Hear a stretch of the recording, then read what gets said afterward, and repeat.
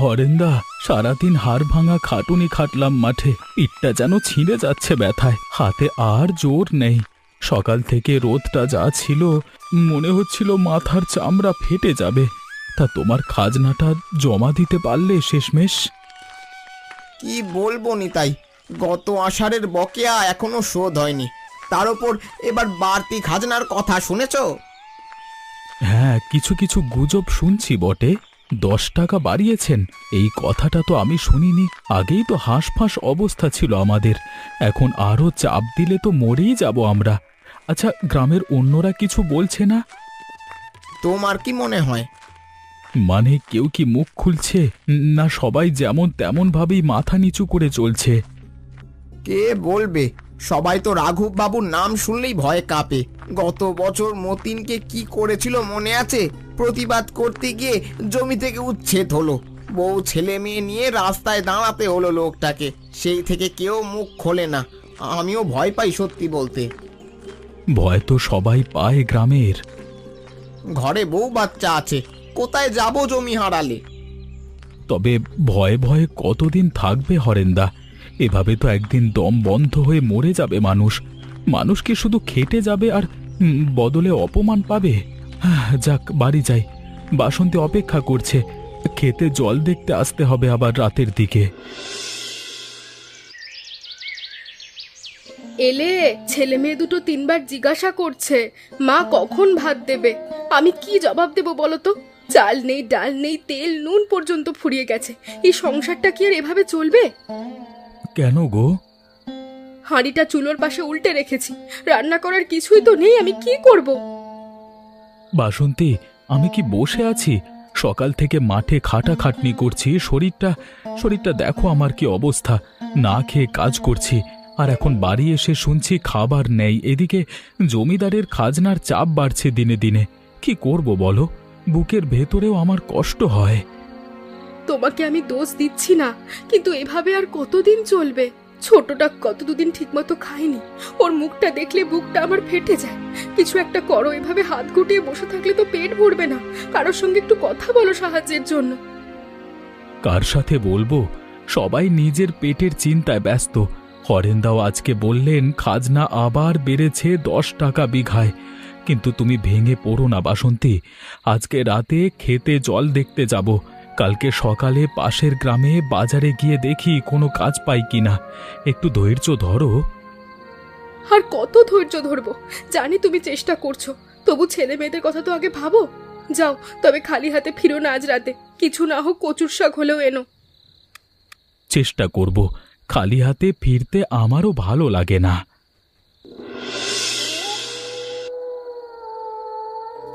হরেন্দা, আসো আসো, এদিকে দেখো কই মাছ। ক্ষেতের কাদায় কই মাছ পাচ্ছি, একটা দুটো। এই দেখো আরেকটা উঠে এলো। কই দেখি। এত বড় বড় কই মাছ! আমি জানতাম না এই ক্ষেতে এত মাছ আছে। পায়ের কাছে কেমন যেন নড়লো। প্রথমে ভেবেছিলাম সাপ নাকি, তারপর হাত দিলাম আর সত্যি তো, বাহ, বেশ তাগড়া তাগড়া মাছ দেখছি। এ তো বরং বেশ ভালো জিনিস, কিন্তু সাবধান নিতাই, এই জমি তো রাঘব বাবুর নামে আছে। উনি জানতে পারলে বলবেন মাছও তার সম্পত্তি। জমিদারের স্বভাব জানো তো, লোকটা কথায় কথায় আইন বানিয়ে ফেলে। হরেন্দা, আমি এই জমিতে ঘাম ঝরিয়ে চাষ করি। জমিদার কি কোনো দিন এই ক্ষেতে পা রেখে দেখেছে? বলবো না কাউকে, চুপচাপ কিছু মাছ ধরে বাজারে বিক্রি করব। আপাতত আজকে যদি দুটো মাছ নিয়ে যাই, অন্তত ছেলে মেয়েগুলো পেট ভরে খেতে পারবে। আমারও তাই মনে হয়, তবু আমি বলছি খুব সাবধানে করো এসব। কালু ঘুরে বেড়ায় এদিক ওদিকে, রাঘব বাবুর কানে দেয় সব খবর। ধরা পড়লে বিপদ হবে তোমার। বুঝেছি, আজকে রাতে নি, কালকে দেখি আর কি করা যায়। ঠিক কথা, তবে তুমি একা খেও না, বেচে টাকা জমাও। দিনকাল যা পড়েছে, সামনে কি হয় কে জানে।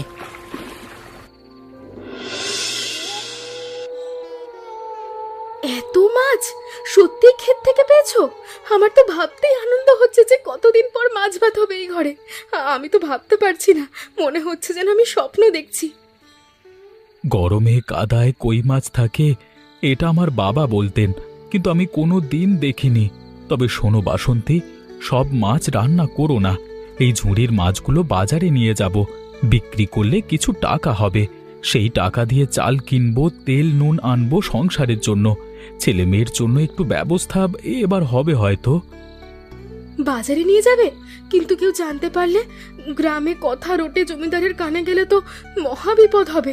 তুমি একটু ভেবেচিন্তে কাজ করো, আর গেলে গ্রামের বাজারে যেও, পাশের, এই গ্রামের হাটে নয়।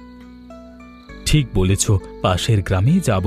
এখানকার হাটে গেলে কালু দেখে ফেলবে আর সোজা রাঘব বাবুকে খবর দেবে। তুমি চিন্তা করো না। আর শোনো, হরেন্দা জানেন ব্যাপারটা, উনিও চুপ থাকবেন বলেছেন। আমাকে কয়েকদিন সময় দাও, কিছু টাকা জমাবো, দেখবে সব ঠিক হয়ে যাবে। তোমার উপর আমার ভরসা আছে, তবে সাবধান, যদি কেউ দেখে তুমি দুটো পয়সা পেয়েছো তাহলে হিংসে মরবে। জানি, তাই চুপচাপ করব। শুধু সংসারটা একটু টেনে তুলি, তারপর দেখা যাবে।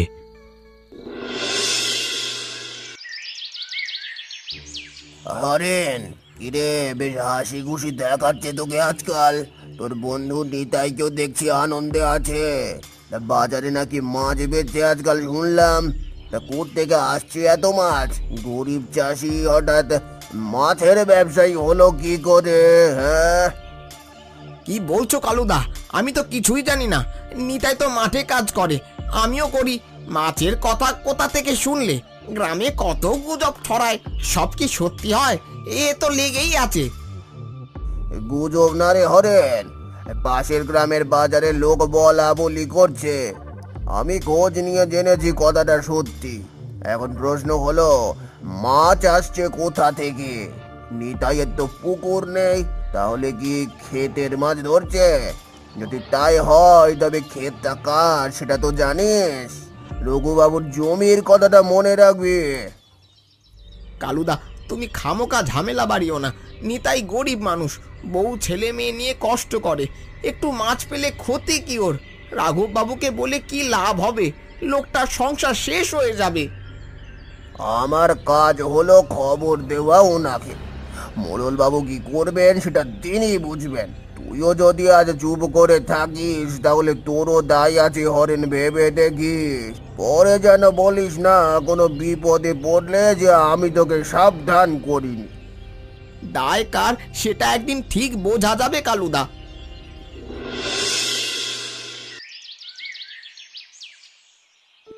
বাবু, একটা খবর আছে। কি খবর রে?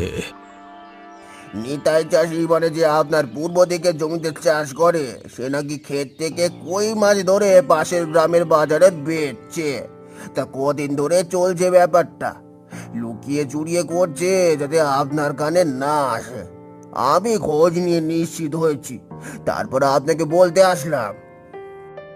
নিতাই মানে সেই হাড় গিলে ভিখিরি চাষিটা, খাজনা দিতে পারে না অথচ আমার জমির মাছ ধরে বাজারে বেচছে। এ তো চুরি। আমার জমি, তাহলে মাছও আমার। সে কোন সাহসে আমার সম্পত্তিতে হাত দিচ্ছে? কতদিন ধরে চলছে এটা? 7-8 দিন হবে বাবু।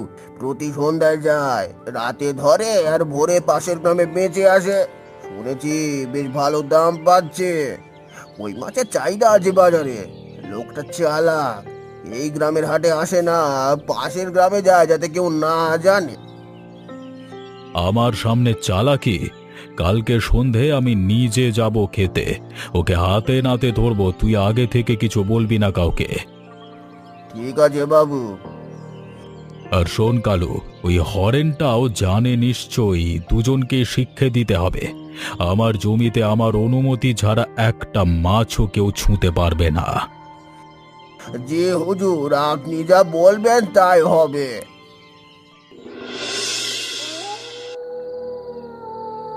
নিতাই, কি করছিস আমার খেতে? খাজনা দিতে পারিস না, আমার জমির মাছ চুরি করে বাজারে বেচছিস। তোকে তো আমি বিশ্বাস করে জমি দিয়েছিলাম চাষ করতে, তুই সেই বিশ্বাসের এমন দাম দিলি? রাঘববাবু, শুনুন শুনুন, এই মাছ কোনো পুকুরের মাছ না, গরমে কাদার কই মাছ। আমি এই খেতে সারাদিন খাটাখাটনি করি, আমার পরিশ্রমে এই জমিতে ফসল ফলে, তাহলে এই মাছের উপর আমার অধিকার নেই? অধিকার আবার কিসের? তোর অধিকারের কথা বলছিস? জমি কার নামে আজ আমার, তাহলে জমির সবকিছু আমার, তুই শুধু সামান্য একটা মজুর, বুঝলি? তার মানে আমার কোনো অধিকার নেই? তোকে চাষ করতে দিয়েছি, এটাই তোর জন্য অনেক। এখন থেকে যত মাছ ধরবি সব আমাকে দিবি, আর আগে যা বেচেছিস তার টাকা ফেরত দিবি, নাহলে জমি থেকে তুলে দেব। জমি থেকে তুলবেন? এত সহজ নাকি? আমি কি চুরি করে কোনো কিছু ঘরে তুলেছি যে আমাকে তুলে দেবেন? যে জমিতে আমি দিন রাত খাটাখাটনি করেছি, সেই জমির কাদা থেকে দুটো মাছ তুলে ছেলে মেয়েকে খাওয়ালে সেটা অপরাধ হয়ে যায় নাকি? মুখ সামলে কথা বল। তোদের মতো লোককে যত মাথায় তোলা হয় ততই তোদের সাহস বাড়ে। আজকে মাছ নিশ্চিত, কাল পরশু বলবি জমিটাই তোরা। আমি আমি আমি আমি আমার পাওনা বেশি চাই না কখনো, সেটা আপনি জানেন। অনেক বেড়ে গেছে নিতাই। হুজুরের সামনে দাঁড়িয়ে এত কথা বলার সাহস করছে যখন, তখন বাবু ওকে উচিত শিক্ষা দিয়েই দেবে। সত্যি কথা বললে বাড়াবাড়ি হয় নাকি কাকা? শোন, এত কথা শুনতে চাই না আমি। কালকে সকাল পর্যন্ত সময় দিলাম, টাকা পয়সার হিসেব ঠিক করে রাখবি, নাহলে দেখবি কি করি। আমি তো বলেছিলাম সাবধানে থাকতে, এখন কি হবে? জমিদার জমি কেড়ে নিলে আমরা কোথায় যাব? মতিনের মতো রাস্তায় বসবো? ছেলে মেয়ে দুটোকে নিয়ে ভিক্ষা করব? তুমি কেন শুনলে না আমার কথা? এখন সর্বনাশ হলো তো। বাসন্তী, শোনো আমার কথা। সাবধান থেকে কি হতো, আজকে না হয় কালকে ধরা পড়তাম, কিন্তু আজকে একটা জিনিস বুঝতে পেরেছি। এই ভয়ে ভয়ে আমরা কতদিন এভাবে চলবো? আমার ছেলে মেয়েও কি এভাবেই চলবে? বড় বড় কথা বলা সহজ, কিন্তু জমিদারের বিরুদ্ধে দাঁড়ালে কে তোমার পাশে থাকবে? গ্রামের লোক তো নিজেরাই ভয় পায়। হরেন্দা, উনিও থাকবেন না। কিন্তু আমাকে চেষ্টা করতে হবে। কালকে সকালে হরেন্দার সাথে আর গ্রামের অন্য চাষিদের সাথেও কথা বলবো। সবাই যদি একসাথে দাঁড়ায়, রাঘব বাবু কিছু করতে পারবে না। তোমার কথা শুনে আমার আজ ভয়ও লাগছে, আবার একটু আশাও হচ্ছে। যাও, কথা বলো সবার সাথে, কিন্তু মাথা ঠান্ডা রেখো। রাগের মাথায় এমন কিছু করো না যাতে ক্ষতিটা উল্টে আমাদেরই হয়। হরেন্দা, গতকাল রাঘব বাবু আমাকে হাতে নাতে ধরে বলেছে সব মাছ তার, টাকা ফেরত দিতে হবে, না হলে জমি থেকে তুলে দেবে। আমি রাত ভোর ভেবে দেখেছি। জানতাম এরকম কিছু একটা হবে, কিন্তু তুই কি ভেবেছিস? আর ভয় থাকবো না হরেন্দা, আমি প্রতিবাদ করব, কিন্তু আমার একার পক্ষে সম্ভব না। তোমাকে দরকার, আর সঙ্গে গ্রামের অন্য চাষিদেরও দরকার। নিতাই, তোর কথা ঠিক আছে, কিন্তু আমি কি করব? আমারও তো জমি আছে রাঘব বাবুর অধীনে। আমি তোর পাশে দাঁড়ালে আমাকেও তুলে দেবে। আমারও তো সংসার আছে, তুই বুঝে দেখ আমার অবস্থাটা। হরেন্দা, তুমি কি ভাবছো এভাবে পালিয়ে থাকলে বাঁচবে? আজকে আমি, কালকে তুমি, পরশু অন্য কারোর সাথে হবে এরকম অন্যায়। এভাবে ওরা একে একে সবাইকে শেষ করবে, কিন্তু আমরা সবাই যদি একসাথে বলি এটা অন্যায়, আমরা মানব না। তাহলে কি করব? রাঘব বাবু সব চাষিকে তুলে দেবে, তাহলে জমি চাষকে করবে, ফসল ফলাবে কে?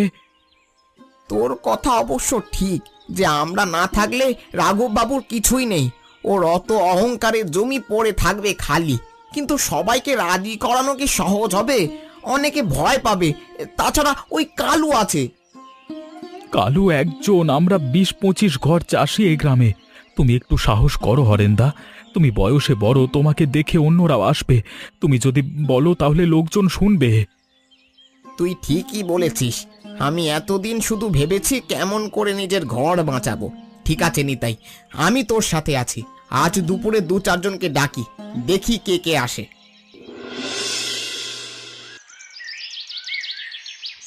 কালু কাকা, একটু দাঁড়াও, তোমার সাথে কথা আছে আমার। কি কথা? তুমি রাঘব বাবুকে আমার খবর দিয়েছো সেটা আমি জানি, তোমার উপর রাগ আমার নেই, কিন্তু একটা কথা জিজ্ঞেস করি, তুমি কি ভালো আছো?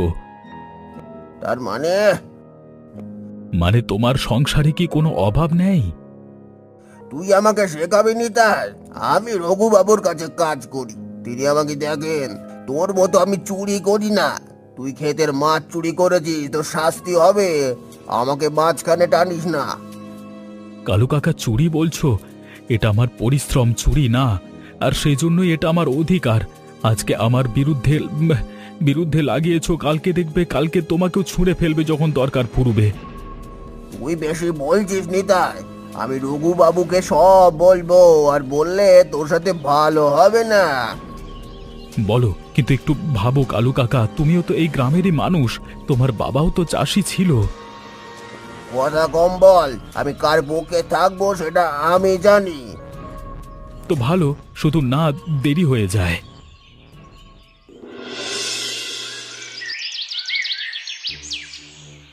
নিতাই, এটা কি তামাশা হচ্ছে? এত লোক নিয়ে আমার খেতে কি করছিস? আমি তোকে বলেছিলাম মাছের টাকা ফেরত দিতে আর ক্ষমা চাইতে আমার কাছে, তার বদলে তুই মানুষ জড়ো করেছিস। তোরা সব জমি থেকে উচ্ছেদ হতে যাস।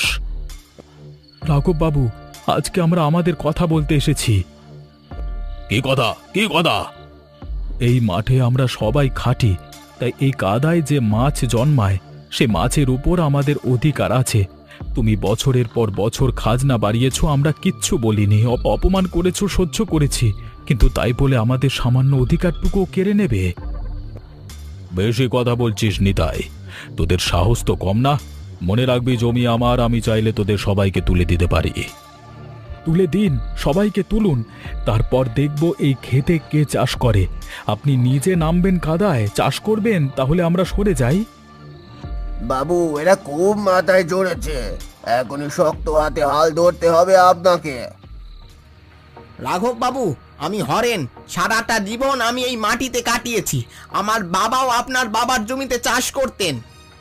তাতে আমি কি করব বেটা? তুইও নিতাই দলে হয়ে গেছিস। তোকে তো ভদ্রলোক ভাবতাম, তুই এখন আমার বিরুদ্ধে কথা বলছিস। রাঘব বাবু, নিতাই একা না, আমরা সবাই তার সাথে আছি। আমরা চাষি, আমরা কাজ করতেই চাই, কিন্তু ন্যায্য মূল্য চাই বদলে। কেন এখন তোমাদের পদ্ধতি তোমাদের ওপরে করা হচ্ছে বলে ভয় পেয়ে গেলে নাকি? এই এসো এসো তোমরা, যতক্ষণ না এই লোকটাকে ধরা হবে ততক্ষণ কিচ্ছু হবে না। এই যাও, তোমরা সবাই মিলে হুজুরকে ঘেরাও করছো, এ ভালো কথা নয়। তোরা ভাবছিস আমি ভয় পেয়েছি? হ্যাঁ, ভয় পেয়েছেন কিনা জানি না, কিন্তু আমরা শুধু বলছি আমরা আর চুপ করব না। ঠিক আছে, তোদের কথা শুনলাম, আমি ভাবনা চিন্তা করে তোদের সিদ্ধান্ত জানাবো। তোরা এখন যা।